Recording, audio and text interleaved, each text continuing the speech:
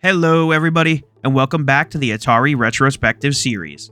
This is a series where I'll be covering the development and gameplay of every game released for the Atari 2600 in release order. Alongside the development and gameplay, I'll also be including my review of my time with the game. So without further ado, I'd like to welcome you to today's game, which is Basic Math. To understand Basic Math, we need to rewind to 1977. Atari, led by Nolan Bushnell, was riding the success of Pong and launching the Atari 2600, then called the Video Computer System. At the time, video games faced skepticism. Parents saw them as mindless distractions, and educators worried they'd undermine learning.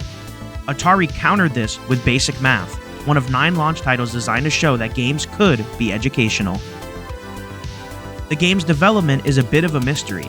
Atari's early programmers like Gary Palmer, who's sometimes credited with Basic Math, worked in obscurity, as the company rarely gave individual credits.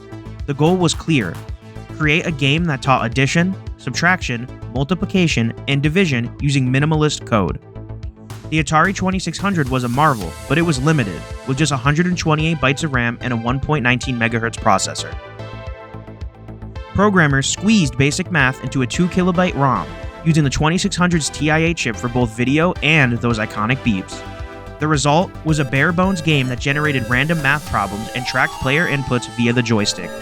It was a technical feat, balancing educational goals with hardware constraints.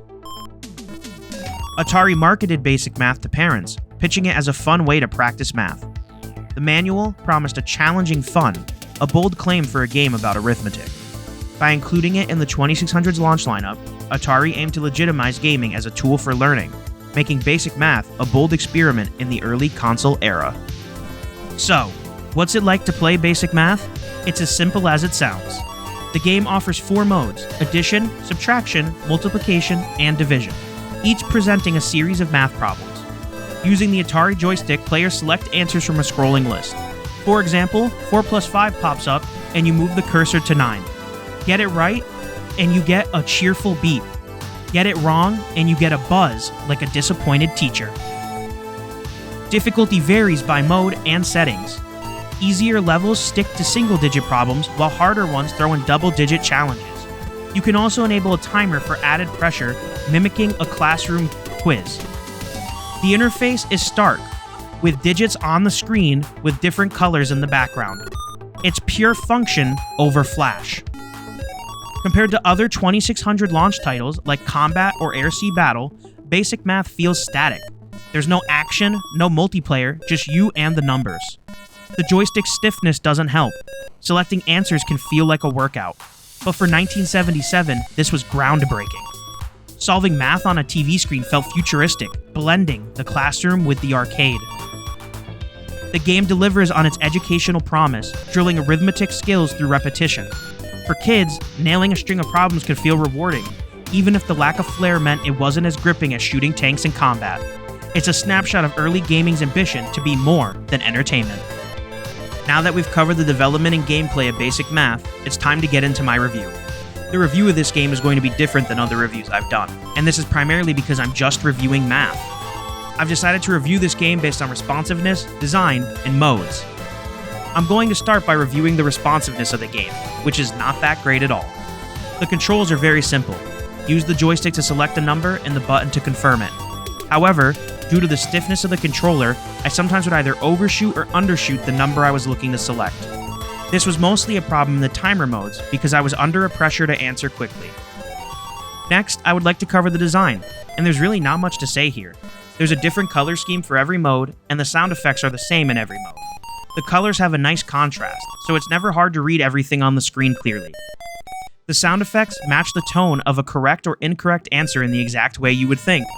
The correct tone is very pleasant, but the incorrect tone is unpleasant, which is what you would expect. Lastly, I would like to cover the different modes in the game. This game covers the 4 basic operations of arithmetic, which are addition, subtraction, multiplication, and division. The game modes are all the same besides the operation present, so I'm just going to comment on which operation I enjoyed the most. The operation I enjoyed the most was multiplication, and this was mostly because it was the easiest for me.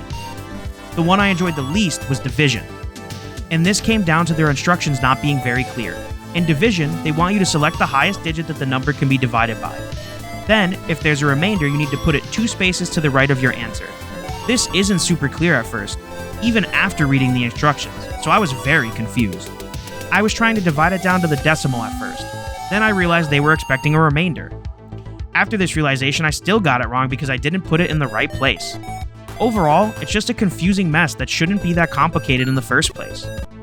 There's also double-digit problems that added a little bit of an extra challenge, but nothing too serious. Lastly, they also have timed modes, and these were by far the most exciting. Having to beat the clock, which can be 12 or 24 seconds, is a lot of fun, and can even be nerve-wracking based on the operation. Basic Math is the most unique title I've played so far, and it's not necessarily for it being a fantastic game. Basic Math is exactly what you would expect the game to be, so it's hard to dislike something for that. The visuals are plain, and the sound effects are okay. If I was a child or someone who struggles with basic math, then I think this game could be a really fun way to learn. Overall, I'm giving Basic Math a 3 out of 10. If they could have added more unique visuals, more sound effects, and worked on the responsiveness, then this game could have gotten a higher ranking. It's a fine educational tool, but it's not much more fun than using a calculator. That's it for this episode of the Atari Retrospective, but there's still 522 games left. So, if you enjoyed the video, please don't forget to like and subscribe so you can catch the next one. In the comments, let me know what your favorite Atari 2600 game is, or your favorite memory about the console. And hopefully, I'll catch you in the next one.